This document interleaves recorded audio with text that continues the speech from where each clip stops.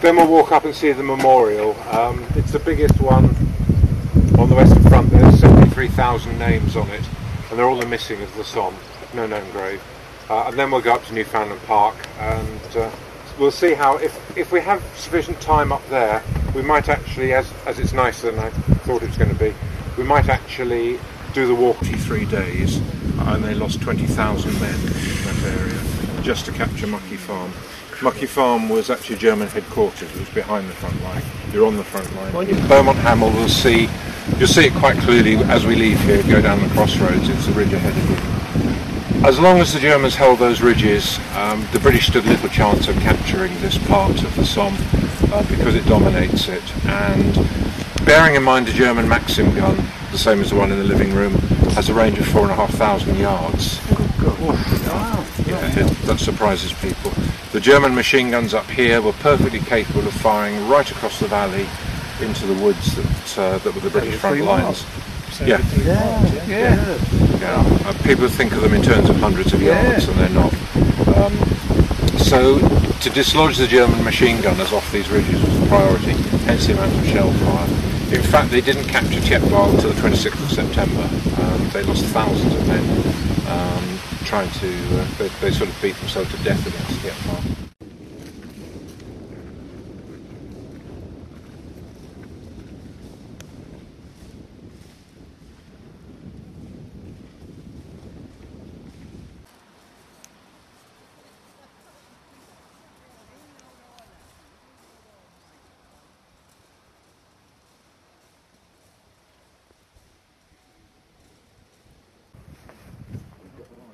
But then he ran down in the square to get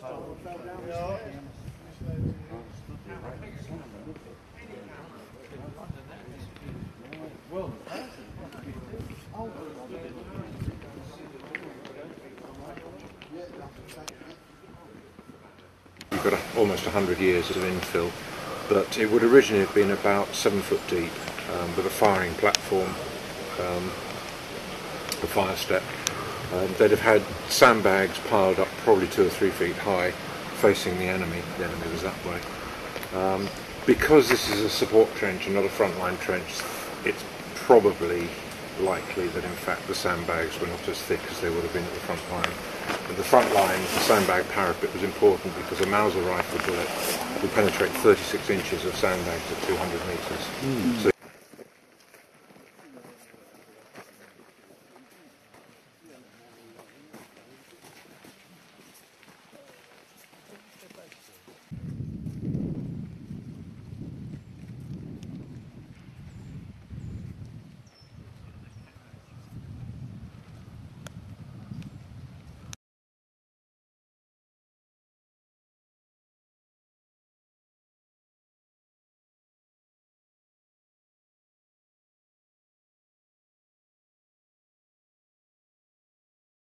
the mine crater is the biggest in the world. It's the biggest hole made in warfare, and it was blown up at 7:28 in the morning of the 1st of July. The German lines came out of La Boiselle along the right-hand side of this road, looped across here, and then looped back on the other side of the road down into Sausage Valley, and then up the ridge. We'll get a much better view of it from the back of the crater. But the crater itself was the result of a tunnel driven from the British lines about 150 metres into that field, and they tunnelled down about 50 feet and then tunnelled across round about 200 yards into the German front lines, and they planted 60,000 pounds of ammonol, 25 and a bit tons. It was such a big charge, in fact they had to put it into two hemispherical chambers they dug under the German lines. Unfortunately they dug it a bit short. The German lines were sort of here rather than there, and when it was detonated it didn't actually do much to destroy the German line here.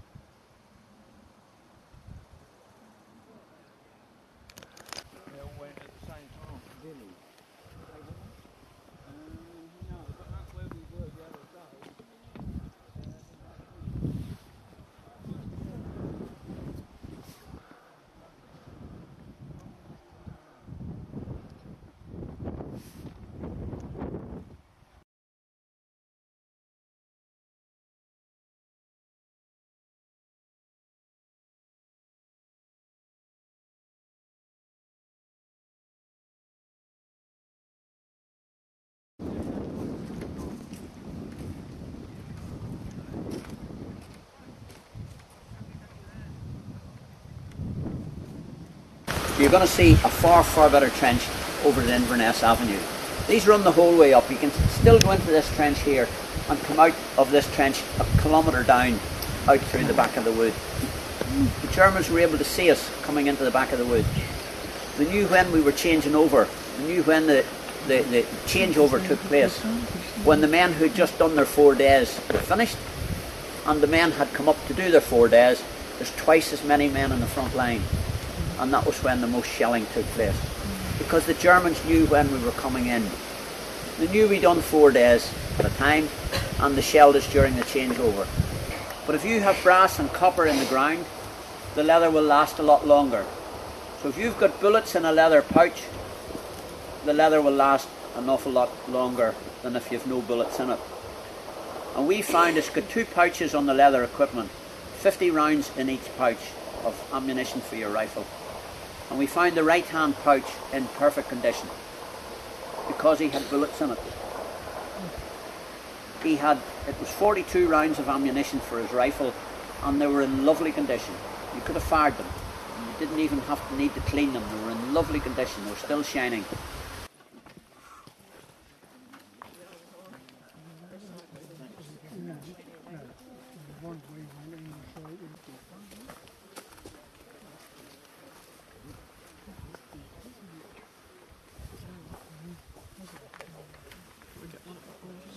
It runs across George Street, and there's another one of these on the other side of George Street, and another one on the other side of Inverness. There's around about 15 of them along the front, about this distance in.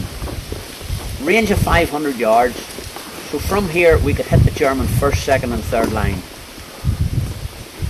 And he's got beautiful sketches from here of the field of fire for this mortar from here. How many he fired, the dates they fired them.